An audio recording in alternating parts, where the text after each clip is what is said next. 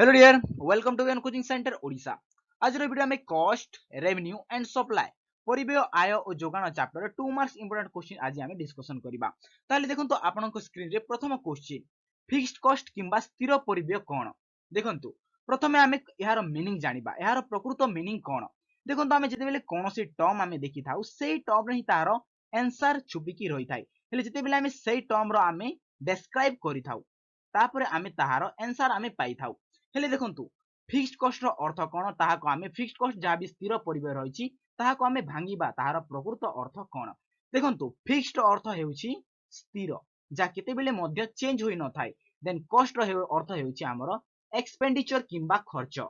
Expenditure किंबा खर्च स्थिर जा केते बेले मध्य चेंज होई न थाए। आ गुडे हेउछि एक्सपेंडिचर अर्थ खर्च। ताले देखंतु एबोली खर्च जहा केते बेले मध्य चेंज होई न थाए सेही बोली खर्च को आमे कोन कहि थाउ स्थिर परिव्यय किंबा फिक्स्ड कॉस्ट। जे बोली देखंतु आमे कोनोसी इंडस्ट्री एबोली भाबरे इंडस्ट्री गोटिए रहिछि, सपोज एग्जांपल तरफ नेले सेही इंडस्ट्री आमे जे कोनोसी द्रव्य मध्य उत्पादन करूछि। हेले सेही इंडस्ट्री जेउ जमी रे अछि, जेउ लैंड रे अछि, सेही लैंड रो दर केते बेले मध्य उत्पादन कम किंबा बेसी हेले मध्य तार कोनोसी मध्य सेतिरे रिलेशन रहि न थाए ताहाको आमे कहि परिबा फिक्स्ड कॉस्ट किंबा स्थिर परिव्यय आमे कहि परिबा। आ गुटे मध्य रहिछि जेपरि होछि मेसिन। मेसिन जहाँ भी मेसिन रो खर्च रही उत्पादन कम किंबा बेसी हेले मध्य ताहार कोनोसी रिलेशन रही न थाए, जहा फल ताहाको आमे फिक्स्ड कॉस्ट रे आमे नै थाउ। आ गुटे हेउछि परमानेंट एम्प्लॉय। परमानेंट एम्प्लॉय देखंतु कोनोसी एम्प्लॉय जहाँ भी से कोन करंती कोनोसी इंडस्ट्री रे जहाँ कार्यकारी होई रही थांती सेही एम्प्लॉय रो जहाँ भी दरमा रहिछि सेही दरमा केते बेले मध्य ह्रास पाई न थाए जेते बेले कोनोसी इंडस्ट्री रो उत्पादन कम किंबा बेसी होई थाए। एही बोली कारक को आमे कहि थाउ फिक्स्ड कॉस्ट किंबा स्थिर परिव्यय। एबे देखंतु आमे वेरिएबल कॉस्ट आमे देखिबा। देखंतु ठीक सही बोली वेरिएबल कॉस्ट रो अर्थ कोन। वेरिएबल वेरिएबल रो अर्थ हेउछि आमे कहि परिबा चेंज। देन कॉस्ट रो अर्थ हेउछि आमे कहि परिबा एक्सपेंडिचर। एक्सपेंडिचर किंबा आमे खर्च कहि परिबा। देखंतु एभली खर्च जहा चेंज होई थाए ताहाको आमे कहि थाउ वेरिएबल कॉस्ट किंबा परिवर्ती परिव्यय। एबे देखंतु आमे जदि छोटिया एग्जांपल किंबा सिंपल भाषा रे कहिबा गले वेरिएबल कॉस्ट हेउछि ताहा जहा उत्पादन कम किंबा बेसी हेबा सहित तारो रिलेशन रही थाए सेही बोली आमे खर्च को कहि परिबा वेरिएबल कॉस्ट। जेपरि देखंतु लेबर। लेबर सपोज गोटे इंडस्ट्री रे उत्पादन हो नाही ताहले लेबर रो दाहा भी दर रहिछि धीरे धीरे ह्रास पाइबाकू लागिबो एवं उत्पादन जदि अधिक रु अधिक हेउछि सेही टाइम रे कोन हेबो लेबर रो दर वृद्धि पाइबाकू लागिबो। ठीक सेही परी रॉ मटेरियल किंबा कंचा माल को मध्य आमे कहि पारिबा गोटिए वेरिएबल कॉस्ट रे अंतर्भुक्त। कारण रॉ मटेरियल दर मध्य केते बेले कम होई थाए तो केते बेले बढ़ी भी मध्य थाए किबा इंक्रीज मध्य करि थाए। देन रहिछि इलेक्ट्रिसिटी बिल। इलेक्ट्रिसिटी बिल जहाँ भी इलेक्ट्रिसिटी बिल रही थाए ताहा मध्य केते बेले स्थिर रही न थाए, ताहा उत्पादन कम किंबा बेसी हेबा सहित एहार मध्य रिलेशन रही थाए। जदि हमें उत्पादन अधिक करिबा ताहेले इंडस्ट्री अधिक समय पर्यंत चलिबो एवं इंडस्ट्री जदि अधिक समय पर्यंत चलिला ताहेले कोन हेबो इलेक्ट्रिक बिल मध्य अधिक आसीबो।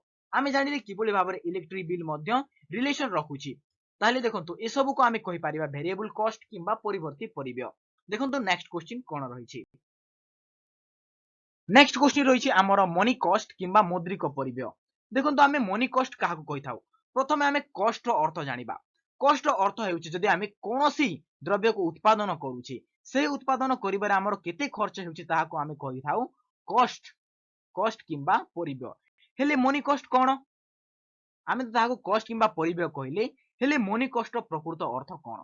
मनी कॉस्ट अर्थ अछि देखंतु आमे जे कोनोसी द्रव्य उत्पादन करिले सही द्रव्यर जदि खर्च को आमे जदि कोनोसी आमे मौद्रिक परिव्यय किंबा मनी भाबरे आमे रिप्रेजेंट कले मोर 10 टंका खर्च हेछि, मोर 20 टंका खर्च हेछि, मोर 30 टंका खर्च हेछि एबोली भाबरे जदि आमे ताहाको रिप्रेजेंट करि पारिले ताहाको आमे कहि परिबा मनी कॉस्ट किंबा मौद्रिक परिव्यय। एबे देखिबा आमे नेक्स्ट क्वेश्चन एवरेज कॉस्ट किंबा हाराहारी परिव्यय। देखंतु आमे हाराहारी परिव्यय काहाको कहि थाउ आमे तो गोटी इंडस्ट्री रे कोनोसी द्रव्य आमे उत्पादन करूछि हेले सही उत्पादन करूथिबा दरर प्रत्येक द्रव्य प्रति केते टंका खर्च हेउछि ताहाको आमे कहि थाउ एवरेज कॉस्ट। आमे जे कोनोसी द्रव्य उत्पादन करूछि द्रव्य ए देन द्रव्य बी ताहेले प्रत्येक द्रव्य प्रति आमर केते टंका खर्च हेउछि ताहाको आमे कहिथाउ एवरेज कॉस्ट। सपोज आमे जदि एग्जांपल लेबा देखंतु आमे 10 गोटी द्रव्य उत्पादन करी 100 टंका खर्च करूछे केते 10 गोटी द्रव्य उत्पादन करी आमे 100 टंका खर्च करूछे हेले प्रत्येक द्रव्य प्रति आमर केते टंका खर्च हेउछि जदि आमे डिवाइड करि देबा ताहेले आमे 10 पाइबा। ताहेले आमे जानिले प्रत्येक द्रव्य प्रति आमे केते टंका खर्च करूछे प्रत्येक द्रव्य प्रति आमे 10 टंका खर्च करूछे एहाको आमे कहिथाउ एवरेज कॉस्ट किंबा AC. AC equal to total cost आमे जते टंका खर्च करूथिले बाय नंबर ऑफ प्रोडक्ट जते आमे प्रोडक्ट आमे उत्पादन करू ताको जदि आमे डिवाइड करिबा ताहेले आमे एवरेज कॉस्ट आमे पाई परिबा। देखंतु हमरो नेक्स्ट क्वेश्चन रहिछि टोटल रेवेन्यू जाको आमे मोट आय मध्य कहिथाउ। प्रथमे आमे जानिबा रेवेन्यू रो अर्थ कोन। रेवेन्यू देखंतु रेवेन्यू रो अर्थ हेउछि आमे कोनोसी इंडस्ट्री जे कोनोसी द्रव्य आमे उत्पादन करूछि ताको आमे गुड्स नेले सेई गुड्स को जेते बेले आमे कोनोसी मार्केट को नेले एवं सेई मार्केट रे आमे कोन कले सेई मार्केट रे आमे ताहाको सेल कले एवं सेल करी केते गुडी मनी किंबा टंका पाइले आमे ताहाको कहि परिबा हमरो आय किंबा रेवेन्यू।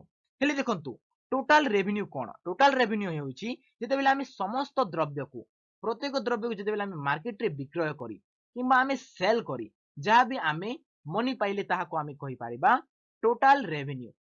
टोटल रेवेन्यू किंबा आमे मोट आय मध्य कहि परिबा। देखंतु एही मोट आय को आमे किबोली कैलकुलेट करि थाउ प्रत्येक द्रव्य प्रति आमे केते टंका पाउछे।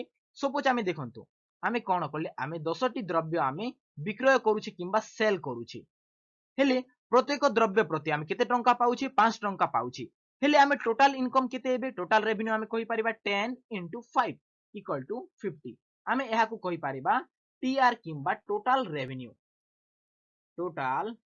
रेवेन्यू आमे कहि परिबा। ताहले देखंतु आज रो वीडियो आमे एठारे एंड करूछे। जदि आपनको वीडियो पसंद लागिथिबा ताहले वीडियो को लाइक करबा सह चैनल को मध्य सब्सक्राइब करंतु।